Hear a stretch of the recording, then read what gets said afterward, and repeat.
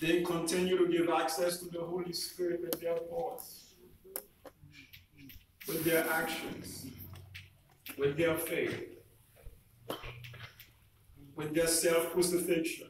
The decision alone to choose to give access to the Holy Spirit at times when we can be sitting in front of the television watching politics distinguishes between the wise and the foolish. The decision alone to read the Word of God, to nurture our faith, at times when we can be looking at our bank statement, distinguishing us from the wise and the foolish. The decision alone to prepare the hearts of our children and to have family Bible study. At times when the entire family could be watching an entertainment show designed by demonic powers of darkness of spiritual Babylon, differentiates the wise virgins from the foolish ones. But God still has utmost respect for all of them, because not everyone is at the same level of spiritual maturity, and God understands that. Manasseh was at the lowest level. Manasseh burned his sons and fire, sacrificing them to demons. Manasseh was one of the worst kings, if not the worst kings according to biblical account. But God had utmost respect for him, particularly because his father Hezekiah was in constant prayer when he was alive. Never give up on praying for your children. Even after you die, your prayers are being worked on. Amen. Many of us know that in Bible prophecy, oil symbolizes the Holy Spirit, with whom God anoints repentant men and empowers his heart to overcome sin. Some people say, well, I can never give this up.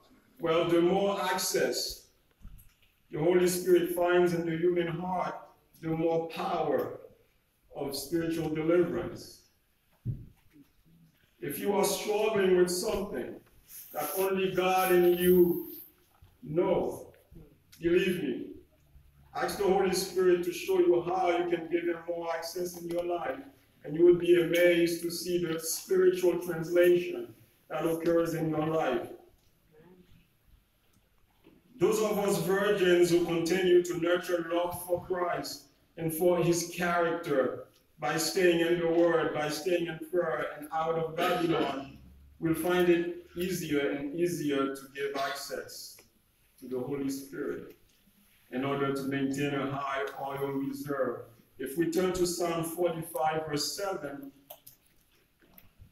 we read, Psalm 45, verse 7, we read, Thou lovest righteousness, and hatest wickedness. Therefore God, thy God, hath anointed thee with the oil of gladness above thy fellows. If you realize we need to nurture love in our hearts for God's character, his righteousness. It is very difficult for us in the last days to nurture love for God because of how we're being bombarded with vanity. The more we are bearing witness to vanity, the more that we are becoming a slave of vanity, the harder it is for us to be revived in spirit and recognize the glorious character of God, so that the Spirit would nurture more love in our hearts at the time of discernment. The more we know God, the more we discern his character, the more we are revived in spirit, because love is the greatest point of access. Amen. Amen.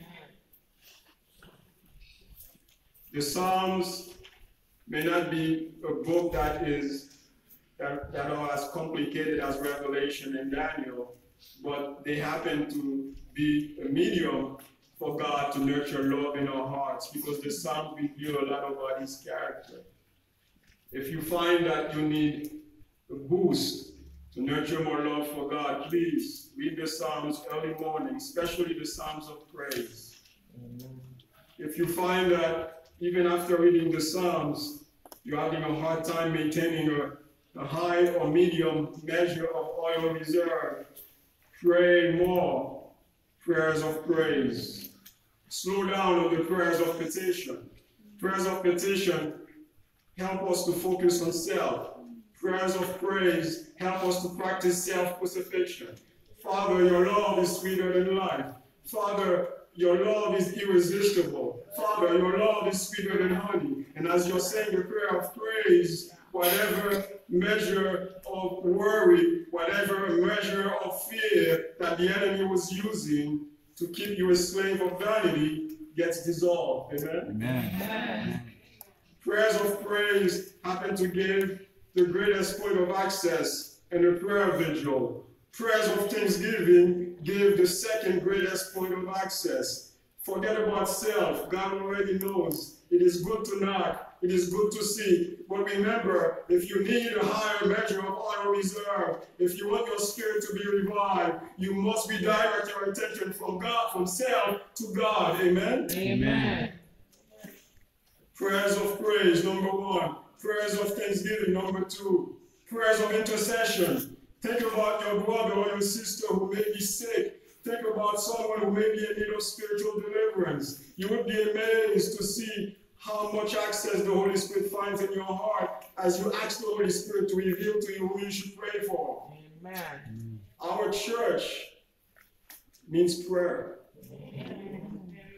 Our homes need prayer. Our communities need prayer. Yes. Are we effective in our prayer life?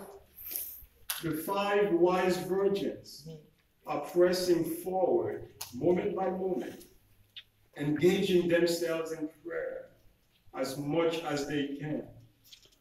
So that way the access that is being given to the Holy Spirit is continual. Even while they're at work, they're making time to say a prayer. They get to work and they have a list, some of them, a list of all their co-workers. Before they start working, they are engaging in prayer so that the spiritual atmosphere may be imbued by the presence of the Holy Spirit. Because Satan is trying to gain access wherever you are, the light of the world. We must have spiritual wisdom. Not much time is left. How many years do I have? Not too many. How many years do you have? Not too many. We must be very spiritually productive as we walk in the Spirit as wise virgins. Amen. At a time when we need prayer the most is the time that Satan is keeping many of us distracted the most. But we're putting a fight. We're unwilling to give in to the distractions. God has given every last day believer a measure of his Holy Spirit's power so that the virgin believer may in turn walk in the Spirit faithfully.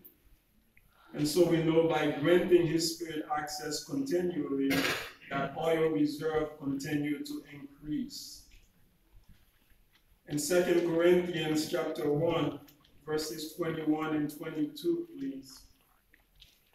Now he which establisheth us with you in Christ and has anointed us is God. It is his work, it is his design, it is his plan. That's how much he loves you.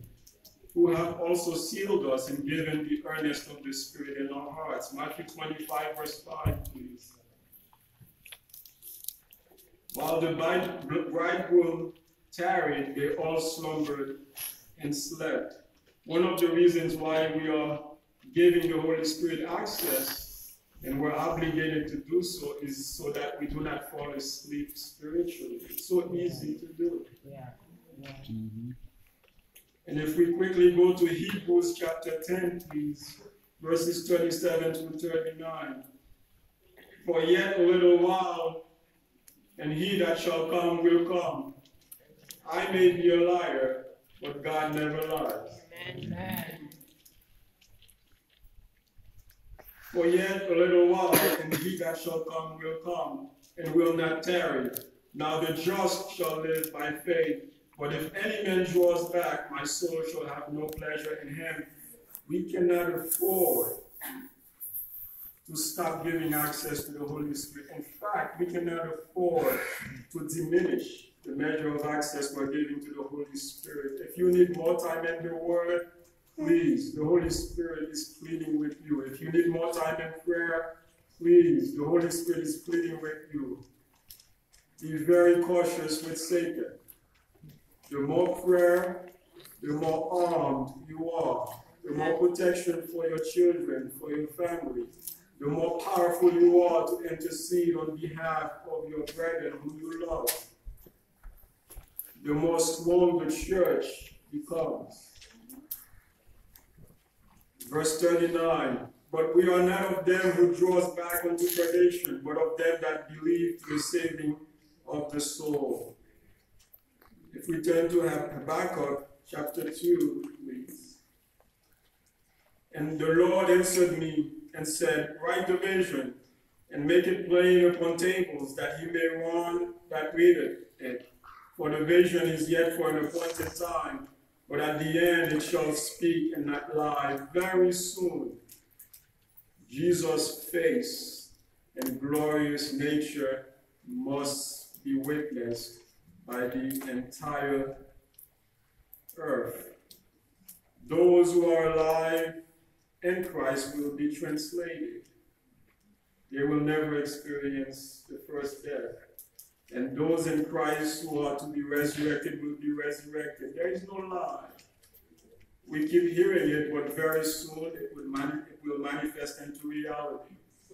Whether today I'm experiencing a Job-like experience, whether today you're experiencing a Job-like experience, it is nothing compared to the glory that God has set forth for us. Amen. And we're told that in the last verse, for the vision is yet for an appointed time, but at the end it shall speak and not lie.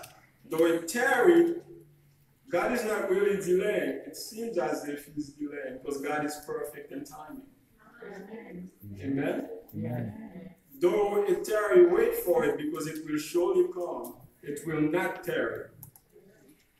If we quickly go to 2 Peter chapter 3, verse 9, it says, the Lord is not slack concerning his promise, as some men count slackness, but is long-suffering to usward, not willing that any should perish, but that all should come to repentance. Amen. And so we know clearly that the plan of redemption shall come to maturity, and that very soon what appears to be delayed will not be delayed, and it will manifest into reality.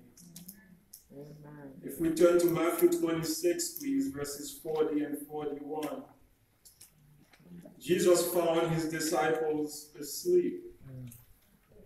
Jesus was not too concerned about the physical sleep. In fact, all of us need physical sleep. Jesus was primarily concerned about the fact that they fell asleep spiritually before they fell asleep physically. Mm-hmm. They were supposed to stay awake spiritually to engage in prayer in order to allow the Holy Spirit more access into the spiritual atmosphere in Gethsemane. Jesus' human nature needed prayer. I must make a commitment each day to the Holy Spirit to remind me of who from the church should I pray for today, Father? Mm-hmm. Who from my workplace should I pray for? But if I'm watching politics for a little too long, then I'm falling asleep spiritually. The Holy Spirit is trying to use me as a medium to stay in prayer for my beloved, but I have no time because I'm falling asleep. Jesus was concerned about the spiritual sleep of his disciples. Many of them were thinking about positions. So Jesus understood their political mindset. Eventually, Peter learned to recognize that giving access to the Spirit is of utmost priority, not himself. Amen. And so in his later spiritual journey, Peter was more like a wise virgin. He was constantly filtering his thoughts towards God. Even as he was about to be crucified, he volunteered to be crucified upside down. And as he was being crucified, he experienced the highest measure of peace he ever experienced in his life. Because he completely surrendered himself. His faith was perfected. His love for God was perfected. Do not underestimate the special work of sanctification that God is doing in you. When Apostle Paul, who used to go after each Christian believer to have them killed, at that time, of course, he was named Saul. But when he functioned under the umbrella and guidance and management of the Holy Spirit, he took pleasure and he rejoiced in having his head cut off. That's because of the empowerment of the Holy Spirit that rested upon him during his spiritual journey of faith and giving access to the Holy Spirit continually. Satan has no chances to work through you as much as he wants if you're continually giving access to the Holy Spirit and you're cutting down on your time with spiritual Babylon, which is being perfected in evil and darkness before the return of Jesus. And so Jesus' advice to the disciples is the same advice he has for us today as virgins. Watch and pray. Watch and pray that you enter not into temptation. And the temptation here is not just with sexual immorality. The temptation here is also with spiritual adultery. It's also with giving access to the demonic powers of darkness with our eyes, with our ears. And so God will see to it. Will see to it that he employs utmost effort, that he employs the highest level of diligence to help all of us. But if we're not giving him access, we become foolish. And then when Satan gains the access, he's not only beheading us, he's also going to behead the children and the spouses and the neighbors who God could have used you to witness to. So Satan is not satisfied with miniature destruction. He's not even satisfied. At any point with a Job-like destruction, because he's perfected in darkness. Do not underestimate his nature. This is a time of urgency. Watch and pray so that you do not enter into temptation. The spirit indeed is willing, but my flesh is weak. I need help. I need the Holy Spirit to help me. I have to hold on to him day and night, moment by moment. I have to be like Mary Magdalene at the feet of the cross. I don't want to let him go because I'm too weak. He'll destroy me without any major effort. But if today we're still standing, it's because there is some measure of access that the Holy Spirit receives to empower us.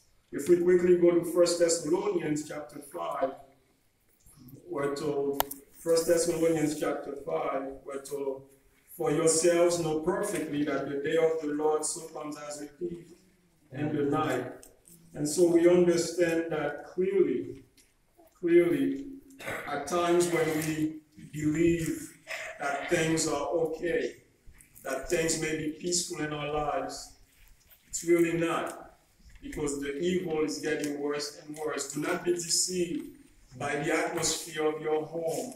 Things may feel very peaceful, very quiet. It doesn't mean that you should not continually increase the measure of access being given to the Holy Spirit. Do not be deceived. If we quickly go to 1 Thessalonians chapter 4 to 6. 1 Thessalonians chapter 5, 4 to 6. But ye, brethren, are not in darkness, that day should overtake you as a thief. And so we recognize that the Lord is acknowledging that we are his children. We are children of light. If we quickly go to Romans chapter 13, please. Romans chapter 13, verses 11 and 12. And that it says, and that knowing the time, that now it is high time to awake out of sleep. One of the reasons why I love church is because even if I was falling asleep a little bit because of work, because my work requires intensive intellectual exercise. Intensive intellectual exercise doesn't really help with spiritual awakening. So when I get home, right, I have to quickly get back into the Word so I could be revived. Amen? Amen. And so I have to understand that I cannot afford to stay asleep for too long. For now is our salvation nearer than when we believe. The night is far spent, the day is at hand. Let us therefore cast off the works of darkness, obedience, and let us put on the armor of light. We quickly go to Mark chapter 13, please. Mark chapter 13, verses 35 to 37. Watch ye therefore, for ye know not when the master of the house cometh, at even, or at midnight, or at the cock crowing, or in the morning, lest coming suddenly he find you sleeping. Spiritually, that is. And what I say unto you, I say unto all, watch, watch. Keep your spiritual eye open. Do not allow the enemy to make you slumber and fall asleep. It is too dangerous. If we quickly go to Revelation 16, please, verse 15. Behold, I come as a thief. Blessed is he that watch and keepeth his garments. His character, right? The character and the righteousness of Christ must be perfected in us. Our characters are being further transformed into his likeness as we give access to the Holy Spirit. And as we give access to the Holy Spirit, his character being made visible to our children, to our community, becomes a medium by which he himself would empower others to share the light of his knowledge. Behold, I come as a thief. Blessed is he that watcheth and keepeth his garments, lest he walk naked and they see his shame. The sinful nature, the human nature, the shame of what I have inherited must be crucified, must be dissolved.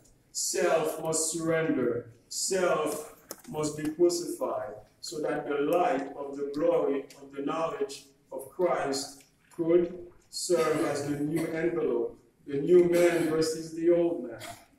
The old man must be starved, should not be fed. Amen? Amen.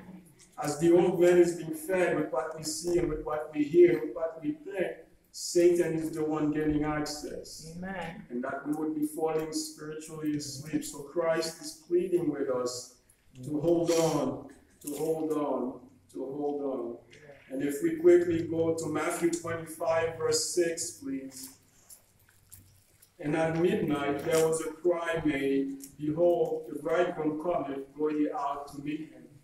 And we know here the term midnight is a reference to the level of spiritual darkness that this earth would find itself at the return of Jesus. Again, things are not going to get any better. It's going to get spiritually darker and darker. And if Satan gets anyone to walk away from church, where is he going to bring you? No matter how imperfect church is, it serves as the core medium of God's work of salvation and redemption. Amen? And so if we quickly go to Isaiah chapter 60, verses 1 and 2. Isaiah 60, verses 1 and 2. God says, keep giving me access. Arise, shine, for your light is come, and the glory of the Lord is risen on you. That's because the oil reserve is being kept at a level where you will be prepared for Christ's return. And the oil reserve is being kept at a measure where you can overcome the darkness that surrounds you. And the oil reserve is at a level where you could maintain the nurturing of Christ's love in your heart towards Him and towards your brethren, to give God glory and to bear fruit of the Spirit. And as we wrap up, let's quickly go to Luke chapter 21, please. Luke chapter 21. And take heed to yourselves, lest at any time your hearts be overcharged with surfeiting and drunkenness and cares of this life, and so that day come upon you unawares, for as a snare shall it come on all them that dwell on the face of the earth. Watch ye, therefore, and pray always. Amen. Amen.